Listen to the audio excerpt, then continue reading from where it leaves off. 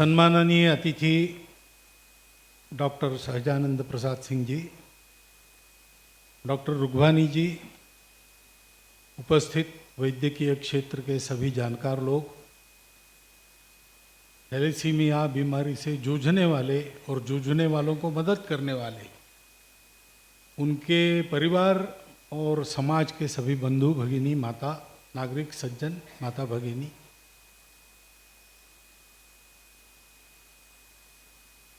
ये विषय यानी ये बीमारी, उसकी चिकित्सा वगैरह सारा विषय तांत्रिक विषय है।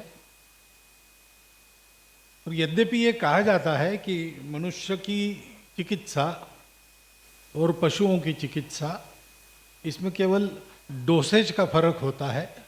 मनुष्यों को कपों से दिया जाता है, वहाँ बकेट से दिया जाता है, लेकिन ऐसा नहीं है, अंतर बहुत रहता है। और अंतर कम ज़्यादा हो तो भी जिसका विषय है वही उस विषय का तज्ञ है। इसलिए उसके बारे में यद्यपि परिचय में मुझे भी डॉक्टर तो हूँ, पशुओं का डॉक्टर, ये मैं जानता हूँ और मैं भूलता नहीं हूँ, इसलिए उस बारे में मुझे बहुत कुछ कहना नहीं है। परंतु जो वैद्यकीय चिकित्सा का शास्त्र नहीं जानता उसको भी ये तो दिखाई देता है कि बीमारियां अनेक प्रकार की होती है, लेकिन कुछ बीमारियां होती है जो केवल मनुष्य को नहीं तोड़ती, उसके परिवारजनों को भी तोड़ सकती और तोड़ती भी है। ऐसी बीमारियों में ये एक थैलेसीमिया है। बीमारी है, लक्षण दिखाती है, प्रकट होती है तो उसकी ट्रीटमेंट होती है, लेकिन जो अनेक वर्ष छुपी रहती है और अचानक प्रकट होती है और जिसके लिए कोई दवाई नहीं, ऐसी ये बीमारी है।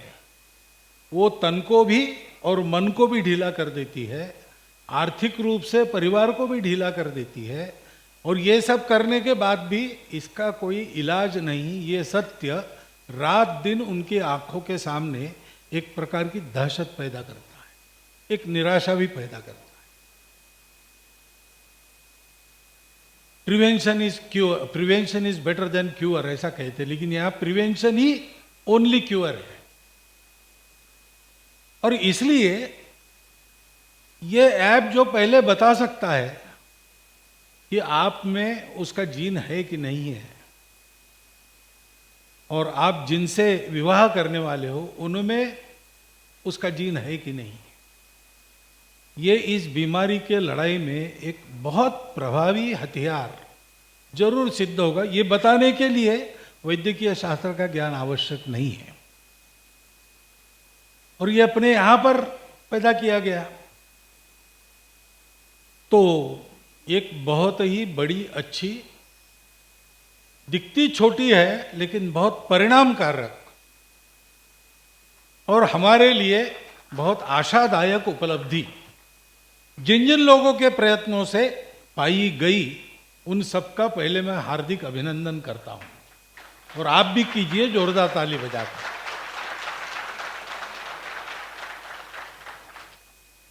अब ये भी कहा गया कि मैं इस कार्यक्रम में आ गया इसलिए इसका प्रचार प्रसार होगा। वही हो सकता है, पता नहीं मुझे। हम अपने संघ का प्रचार प्रसार करने में जो हमको पसीना बहाना पड़ता है, उसको देख के ऐसा आप क्यों कहते, ये मुझे प्रश्न पैदा होता है मेरे मन में। परंतु ठीक है, बाकी उपयोग नहीं, चलते चलते इतना ही उपयोग आपको अगर हमारा होता है तो आनंद की बात है, और हम उसके लिए बिल्कुल तैयार है। ये तो हमको तो कुछ बहुत करना नहीं पड़ेगा, आना पड़ेगा, थोड़ा देर बैठना पड़ेगा, कुछ बोलना पड़ेगा, जाएंगे, ऐसा ही है। परंतु इसका प्रचार प्रसार होगा, इसकी आवश्यकता है, तो जानकारी जिनको जरूरत है वो इसकी जानकारी लेकर इसका उपयोग करेंगे। लेकिन मात्र प्रचार प्रसार या जानकारी से काम नहीं होता। अब ये बीमारी इस प्रकार की है, और ये बीमारी व्यक्तियों को नहीं होती है। जैसा कहा गया कि हमारे समाज के, अपने समाज के एक अपने ही अंग में ये ज़्यादा व्याप्त है। तो ये एक सामूहिक बीमारी है और ये सारे समाज को पंगु बना सकती है, बनाती भी है।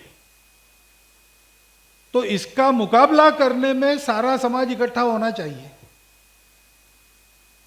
और समाज को मात्र जानकारी मिलने से समाज करता नहीं है। समाज को वो जो दर्द है उस दर्द का अनुभव होना चाहिए, यानी वो बीमारी होनी चाहिए ऐसा नहीं है, लेकिन दूसरों में उस बीमारी के कारण जो दर्द पैदा हुआ है उसकी संवेदना चाहिए।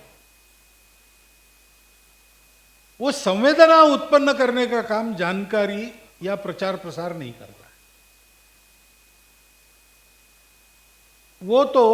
वो भी छूत की बीमारी है, एक की तड़प दूसरे में तड़प पैदा करती। और जैसा डॉक्टर साहब ने आपको बताया, मैं इनके इस कार्य के तीसरे कार्यक्रम में आज उपस्थित हूं, तो मैं ये जानता हूं कि मेरे उपस्थिति से ये जानकारी कितनी बढ़ेगी नहीं बढ़ेगी ये एक विचार करने का विषय हो सकता है। लेकिन जिस प्रकार डॉक्टर साहब उनकी टीम और इस बीमारी के शिकार हुए उनके जो पेशेंट्स और उनके परिवारों का वर्ग है, ये सब मिलकर जिस भावना से इस बीमारी को परास्त करने में लगे हैं, वो भावना, यह संवेदना धीरे धीरे सारे समाज में पैदा करने के लिए सक्षम तीव्र संवेदना है। मेरे यहां आने से भी ज्यादा उनका काम देख के काम जल्दी होगा और पक्का होगा। इसलिए आप में से बहुत लोग उनसे संबंधित है, उनका काम तो देखा ही है, लेकिन जिन्होंने नहीं देखा है वो जरा जाकर देखिए। थैलेसीमिया वगैरह शब्द मैंने भी पहले सुने थे, बीमारी की जानकारी भी थी। यहाँ डॉक्टर हेडगेवार रक्तपेढ़ी चलती है, वो भी मदद करते हैं, तो उनके यहाँ जाकर चर्चा करता था, तो इसका पता भी मुझे था। लेकिन ये है, इसके लिए कुछ करना पड़ेगा, थोड़ा अधिक इसके लिए सचेत होना पड़ेगा, सारे समाज के लोगों को करना पड़ेगा। इस बात की अनुभूति अंदर कब हुई? जब पहली बार मैं उनके यहाँ गया और उन सारे बच्चों को मिला जो इस बीमारी से पीड़ित थे, उनके परिवारजनों को देखा। ये देखना आवश्यक है, हम सब ने देखना चाहिए। देखेंगे तो इस दर्द का हमको उसकी एक जलन हमारे हृदय में पैदा होगी और फिर हमको इसमें सक्रिय होकर अपने अपने शक्ति के अनुसार इसमें ठीक से योगदान करने से कोई भी परिस्थिति नहीं रुकी। आज इस बीमारी के बारे में ऐसे प्रयास होने की आवश्यकता है और बहुत आनंद की बात है कि शासन का भी इधर ध्यान गया है और इसको एक वॉर फुटिंग पर हाथ में लेकर इसको परास्त करने का मंसूबा जगह जगह चल रहा है। समाज में संवेदना के चलते जो प्रयास होते हैं, डॉक्टरों को तो पेशेंट्स आते हैं, उनका इलाज करना ही है, सेवा के नाते वो भी करते हैं। करते करते उनमें भी वो जज्बा पैदा होता है या पहले से होता है, क्योंकि डॉक्टरों को सिखाया ही जाता है रुग्ण सेवा एक व्रत के रूप में कैसे करना। और शासन के भी प्रयास, इन तीनों को समाहित करके अगर प्रयास चलता है तो मुझे नहीं लगता कि ये बीमारी कोई हमारे लिए बड़ा अनुल्लंघनीय ऐसा संकट है। एक टाइम बाउंड प्रोग्राम बनाकर अगर हम चलते हैं तो मुझे लगता है कि 10 साल में ये सारा टेस्टिंग वगैरह ठीक करके सबको इसकी जानकारी देके कि इसका प्रिवेंशन कैसे करना चाहिए, हम धीरे धीरे इस जीन को और प्रवाह में आने से या पति और पत्नी का जीन एकत्र आने से रोक सकते। ये अगर हो जाए तो कौन बताए विज्ञान कब कैसी पलटी लेगा। आज तक इसका क्योर नहीं मिला है, लेकिन अब कई प्रकार की टेक्नोलॉजीज ऐसी विकसित हो रही है कि अगर यानी जेनेटिक मेडिसिन भी आ रहा है, उसके चलते इस बीमारी का कोई क्योर भी निकल जाए। लेकिन ध्यान में रखने की बात यह है कि ऐसे क्योर्स निकलते वो बहुत महंगे होते हैं स्वाभाविक रूप से। करने वाले का दोष नहीं है, ज्ञान नया है, तंत्र नया है और महंगा है। उसमें भी पूरे समाज को मिलकर सहायता करनी पड़ेगी।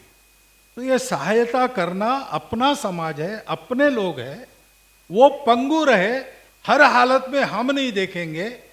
जो बलवान है वो जीता है ऐसा कहते हैं, लेकिन इतना काफी नहीं है। जो बलवान है वो दुर्बलों को का भी बल बनकर उनको जिलाता है। इस प्रकार का हमारा जीवन होना चाहिए। ये बात जितनी आगे जाएगी उतने जल्दी इस बीमारी पर हम काबू पा सकेंगे। मुझे लगता है कि आज के आज इस कार्यक्रम में हमको कुछ बातें तय करनी चाहिए कि हम इस बात को जल्दी से जल्दी अधिक से अधिक लोगों तक पहुंचाएंगे कि ऐसी कोई ऐप है जो इस बीमारी को रोकने में मदद करती है। इसका प्रचार प्रसार जानकारी हमको सबको देनी चाहिए और सब प्रकार की सहायता रुग्णों को उनके परिवारों को आवश्यक रहती है। तो thalassaemia and sickle cell society of India जो है वो इसमें काम कर रही है और भी लोग काम करने वाले होंगे। अपना अपना काम अपने अपने अलग झंडे लेकर करते भी होंगे, वैसा करने में कोई दिक्कत नहीं है, लेकिन परस्पर पूरक बनकर करना और सारे समाज ने अपनी सहायता को उनके पीछे खड़ा करना, ये काम हमको करना पड़ेगा। ये मुझे बताने की आवश्यकता नहीं है कि स्थानीय स्तर पर जहाँ जहाँ स्वयंसेवकों से संपर्क होगा वहाँ वहाँ इसमें जितना कुछ कर सकते हो उतना सब हमारे स्वयंसेवक करेंगे, क्योंकि उनका वे स्वभाव ही है और उनको एक काम ही दिया है। लेकिन केवल संघ भी करेगा तो भी नहीं होगा। ये हमारे समाज के एक अंग पर संकट है, पूरे समाज को उसके लिए खड़ा होना पड़ेगा, प्रयास करने पड़ेंगे। ये बात जितनी जल्दी बनेगी उतना जल्दी इस बीमारी पर हम काबू पा लेंगे। और मुझे विश्वास है कि जिस प्रकार से हम देख रहे हैं, विशेषकर कोरोना काल के पश्चात समाज का करना सोचना, उसमें ये बात भी अपने समाज में अब खड़ी होगी और अन्य बीमारियों के साथ इस बीमारी पर भी हम काबू पा लेंगे। हमको जीतना है, ये संकल्प हम ले, उसके लिए जो करना है वो करें तो ये हो जाएगा। हो ऐसी शुभकामना आप सबको, और ये केवल आप सबके लिए शुभकामना नहीं, मेरे लिए भी शुभकामना है। इसलिए खुद को भी देता हुआ, आपको धन्यवाद देता हुआ मैं मेरे 4 शब्द समाप्त करता हूं।